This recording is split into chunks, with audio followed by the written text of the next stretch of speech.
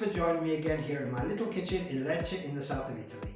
My name's Francesco and today I'm going to make a risotto which is going to be pretty in pink. It's going to be pink because I'm using beetroot.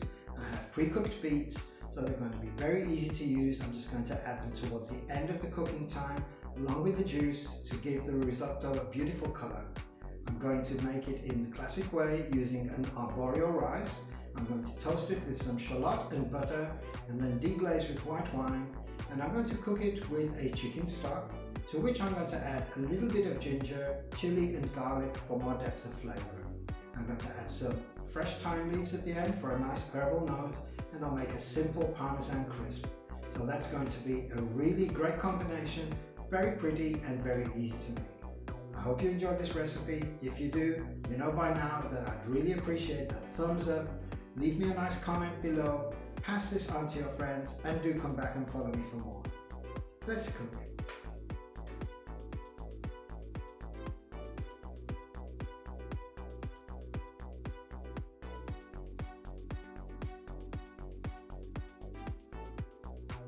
For today's recipe you are going to need a good risotto rice, white wine, butter, pre-cooked beetroot and beetroot juice, parmesan cheese, shallot, chili, garlic, ginger, fresh thyme and chicken broth.